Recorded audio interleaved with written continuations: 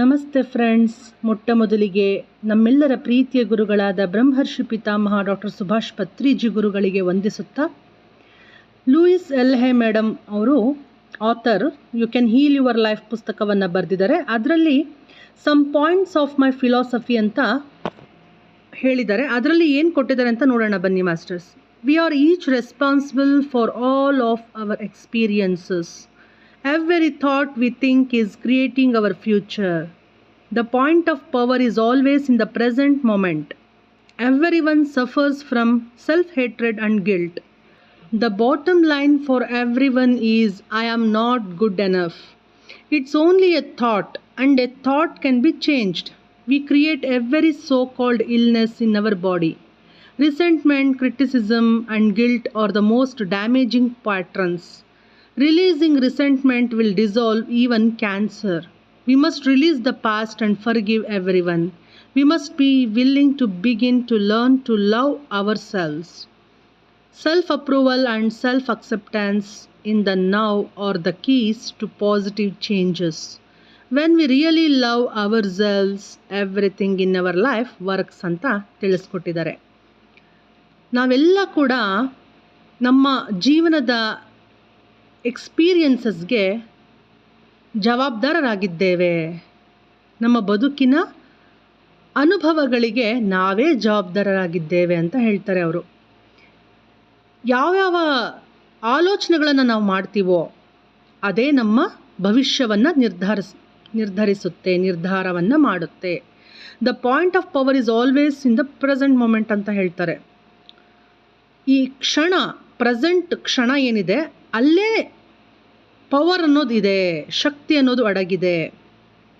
ಎಲ್ಲರೂ ಕೂಡ self hatred ಮತ್ತು ಗಿಲ್ಟಿಂದ ತುಂಬಾ ಸಫರ್ ಪಡ್ತಾ ಇರ್ತಾರೆ ಜನ.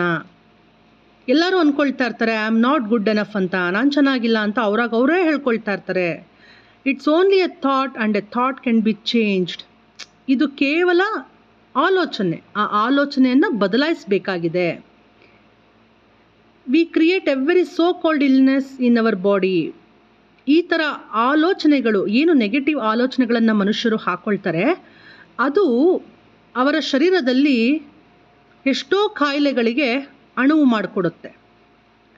ರಿಸೆಂಟ್ಮೆಂಟ್, criticism and guilt are the most damaging patterns ಅಂತ ಹೇಳ್ತಾರೆ ಇಲ್ಲಿ Louise L Hay madam. Criticise ಮಾಡ್ಕೊಳ್ಳೋ ಅಂಥದ್ದು, ರಿಸೆಂಟ್ಮೆಂಟ್ ಮಾಡ್ಕೊಳ್ಳೋ ಅಂಥದ್ದು, ಅವ್ರ ಮೇಲೆ ಅವರೇ ಒಂದು ಗಿಲ್ಟ್ ಫೀಲಿಂಗ್ ಇಟ್ಕೊಂಡಿರ್ತಾರೆ ಜನಗಳು ಕೆಲವರು. ಅದು ತುಂಬಾ ಡ್ಯಾಮೇಜಿಂಗ್ ಪ್ಯಾಟ್ರನ್ಸ್ ಆಗಿರುತ್ತೆ ಅವರ ಲೈಫ್ನಲ್ಲಿ. ಅದನ್ನು ಅರ್ಥ ಮಾಡ್ಕೊಳ್ಬೇಕು ಅವರು. Releasing resentment will dissolve even cancer. ಆ ರಿಸೆಂಟ್ಮೆಂಟ್ ಅನ್ನೋದು ಏನಿದೆ ಅದನ್ನು ರಿಲೀಸ್ ಮಾಡಿದ್ರೆ ಅದು ಖಂಡಿತ ಕ್ಯಾನ್ಸರನ್ನು ಕೂಡ ಕ್ಯೂರ್ ಮಾಡುತ್ತೆ. ರಿಸೆಂಟ್ಮೆಂಟ್ ಅಂದರೆ ಅಸಮಾಧಾನ ಮಾಸ್ಟರ್ಸ್. ಅವ್ರ ಮೇಲೆ ಅವ್ರಿಗೆ ಅಸಮಾಧಾನ ಇಟ್ಕೊಂಡಿರ್ತಾರೆ. ಕ್ರಿಟಿಸಿಸಮ್ ಅಂದರೆ ಟೀಕೆ ಅಂತ ಹೇಳ್ಬೋದು, ವಿಮರ್ಶೆ ಅಂತ ಕೂಡ ಹೇಳ್ಬೋದು. ಅವ್ರ ಮೇಲೆ ಅವರೇ, ಈಗ ಯಾರೋ ಒಬ್ಬರು ಟೀಕೆ ಮಾಡಿರ್ಬೋದು ಅಥವಾ ಅವ್ರಿಗೆ ಅವರೇ ಟೀಕೆ ಮಾಡ್ಕೊಂಡಿರ್ಬೋದು. ಅಯ್ಯೋ ನಾನು ಚೆನ್ನಾಗಿಲ್ಲ ಅಲ್ವಾ, ನಾನು ಹಂಗಿದ್ದೀನಲ್ವ, ಹಿಂಗಿದ್ದೀನಲ್ವ, ನನ್ನ ಹತ್ರ ದುಡ್ಡಿಲ್ಲ ಅಲ್ವಾ, ಹಾಗೆ ಹೀಗೆ ಈ ರೀತಿ ಒಂದು ಟೀಕೆನ ಅವ್ರ ಮೇಲೆ ಅವರೇ ಮಾಡ್ಕೊಂಡಿರ್ತಾರೆ. ಮತ್ತು ಪಾಪ ಪ್ರಜ್ಞೆ ಅನ್ನೋದು, ಗಿಲ್ಟ್ ಅನ್ನೋದು ಅವರಲ್ಲಿ ಕಾಡ್ತಾ ಇರುತ್ತೆ.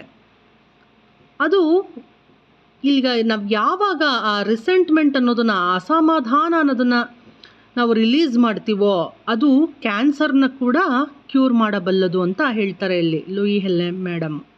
V must release the past and forgive everyone ಅಂತ ಹೇಳ್ತಾರೆ. ನಾವು ಹಿಂದಿನದ್ದು ಏನೇನು ನಡೆದಿದೆ ಅದನ್ನೆಲ್ಲ ಹೊರಗಡೆ ರಿಲೀಸ್ ಮಾಡಬೇಕು, ಹೊರಗಡೆ ಹಾಕ್ಬಿಡ್ಬೇಕು. ಮತ್ತು ಭೂತಕಾಲದಲ್ಲಿ ಏನೇನು ನಡೆದಿದೆ ಅದನ್ನೆಲ್ಲ ಮರೆತು ನಾವು ಎಲ್ಲರನ್ನ ಕ್ಷಮಿಸಬೇಕು ಅಂತ ಹೇಳ್ತಾರೆ. ಆದರೆ ಕ್ಷಮಿಸೋದೇ ಒಂದು ಲೈಫ್ ಲಾಂಗ್ ಕ್ಷಮಿಸ್ತಾನೆ ಇರಬಾರ್ದು ಮಾಸ್ಟರ್ಸ್. ಹಂಗಂತ ನಾವು ಇನ್ನೊಂದು ಚಾನ್ಸ್ ಕೊಟ್ಟಂಗೆ ಆಗುತ್ತೆ. ಏನು ತಪ್ಪು ಮಾಡೋ ಅಂಥವ್ರಿಗೆ ನಾವು ಮತ್ತೆ ಚಾನ್ಸ್ ಕೊಟ್ಟಂಗೆ ಹೋಗ್ಬಿಡುತ್ತೆ. ಇವ್ರು ಕ್ಷಮಿಸ್ತಾರೆ ಬಿಡು ಅಂದ್ಬಿಟ್ಟು ಅವ್ರು ಮತ್ತೆ ಮಾಡಿದ್ದೇ ಮಾಡ್ತಾ ಇರ್ತಾರೆ. ಕೆಟ್ಟ ಜನರು ನಾನು ಹೇಳ್ತಾ ಇರೋದು, ಎಲ್ಲರೂ ಅಲ್ಲ. ದುಷ್ಟ ಜನರು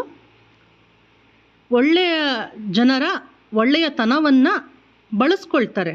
ಅದಕ್ಕೆ ನಾವು ಅವಕಾಶವನ್ನು ಮಾಡಿಕೊಡೋದು ಬೇಡ.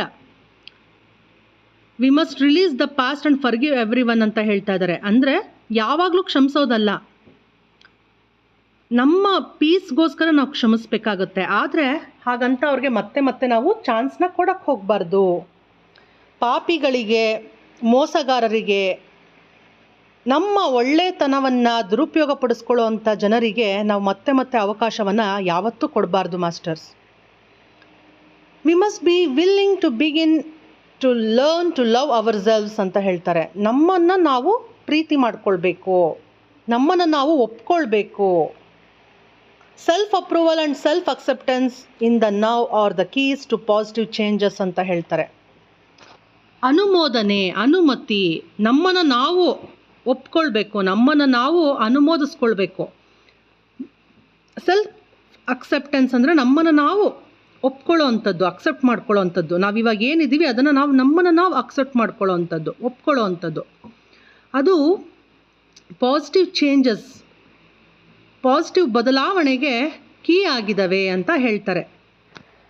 ಯಾವಾಗ ನಾವು ನಮ್ಮನ್ನು ನಿಜವಾಗಿ ಪ್ರೀತಿಸ್ಕೊಳ್ಳೋಕ್ಕೆ ಶುರು ಮಾಡ್ತೀವೋ ಆಗ ಎಲ್ಲವೂ ಕೂಡ ಲೈಫಲ್ಲಿ ವರ್ಕೌಟ್ ಆಗ್ತಾ ಬರುತ್ತೆ ಅಂತ Louise L Hay madam you can heal your life ಪುಸ್ತಕದಲ್ಲಿ ಅವರ ಪಾಯಿಂಟ್ಸ್ ಆಫ್ ಫಿಲಾಸಫಿನಲ್ಲಿ ತಿಳಿಸ್ಕೊಡ್ತಾರೆ ಮಾಸ್ಟರ್ಸ್.